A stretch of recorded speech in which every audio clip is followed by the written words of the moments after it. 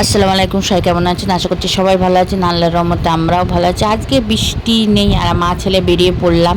আমার ছেলেকে তো নিয়ে যেতেই হবে। আর ফুল দেখেন, কুমড়ো ফুল আর কুমড়ো ফুলের মানে আমার ছেলেও চপ খেতে ভালোবাসে, আমার হাজব্যান্ডও খেতে ভালোবাসে, আমার বাড়ির সবাই কিন্তু চপ পেয়ে আমার ছেলে তো ভাজাভুজির দিক থেকে এক্সপার্ট, রান্না করার ছাড়া ভাজাভুজি। আর আমি সব তুললাম, ফুলগুলো তুলতে এত সুন্দর লাগছে কি বলবো।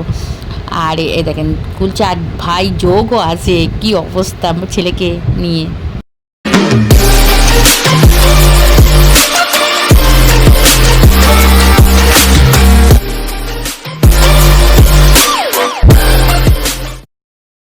পায়ে একটা যোগ ধরেছে, কি অবস্থা আমার ছেলে ভয়তে তো ক্যাঁ ক্যাঁ করছে। আর আমি ফুলগুলো নিয়ে চলে আসলাম। ফুলের পরাগ রেণু, এই মাঝখানে পরাগ রেণু থাকে, ওটা বাদ দিয়ে মুখের মানে পেছনটা বাদ দিয়ে একদম পুরো কেটে নিয়েছি দুভাগ করে। ভালো করে ধুয়ে নিতে হবে ফুলটা, বাইরে তবু সুন্দর থাকে দেখলে। ফুলটা বেশি বেশি এই হস্তুনির মতন ধোবেন না, একদম সিম্পল হালতো হাতে ধুয়ে সবগুলো রেডি করে নেব। এদিকে আমি বেসনগুলো চেলে নিয়েছি, লবণ, হলুদ, আদা রসুন পেয়েছি, গরম মশলার গুঁড়ো, মিট মশলার গুঁড়ো, ঝালের গুঁড়ো, সব মশলার গুঁড়ো দিয়ে, আর আমার বাড়িতে বানানো গরম মশলা সেটাও দিয়েছি অল্প পরিমাণ।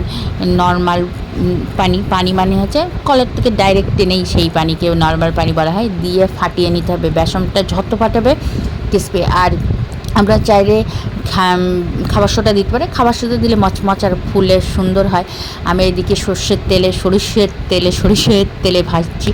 আর সর্ষের তেলে আমি সব কিছু ভাজাভুজি সর্ষের তেলে করি, আমি আগেও বলেছি এখনও বলছি। আমাদের বাড়ির সাদা তেল ইউজ খুব কমই হয় সেই জন্য। আর আমার শ্বশুরমশাই সাদা তেলের গন্ধ ভাজাভুজি খেতে পছন্দ করে না, সর্ষের তেলের বলে ঘান ভাঙানো তেলে আমার টেস্ট লাগে, আর খেতে সত্যিই অসাধারণ স্বাদ।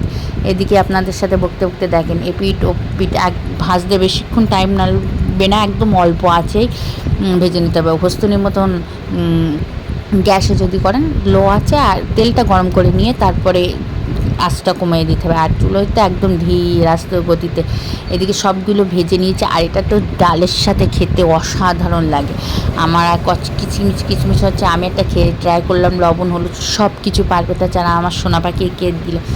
আমার ছেলে তো মানে ভাজাভুজি খেলেই তো একদম আর কিছু চাই না, তো বলছে গরম গরম। তো ভিডিওটা হচ্ছে এই পর্যন্ত। সবাই ভালো থাকবেন, সুস্থ থাকবেন, আজ ব্লগের সাথে থাকবেন, আমাদের জন্য দোয়া করবেন। খোদা হাফেজ, বাই বাই, টাটা। আর আমার চ্যানেলটা সবাই সাবস্ক্রাইব করবেন, পাশে থাকবেন। আর কিছু ভাত দিয়ে খেয়েছি, সেই ভিডিও করবো সেই অবস্থায় আজকে ছিলাম না। আর আমার সোনা পাখিটি গপ গপ গপ বলছে কি আমি গপ গপ গপ গপ খেয়ে নিচ্ছি। আজকে ভিডিওর কথা দিচ্ছি, ও তো বাড়িতে নেই, স্কুলে চলে গিয়েছে। তো সবাই ওর জন্য দোয়া করবেন, আর সবাই ভালো থাকবেন। খুদা হাফেজ, বাই বাই। মোহাম্মদ নবী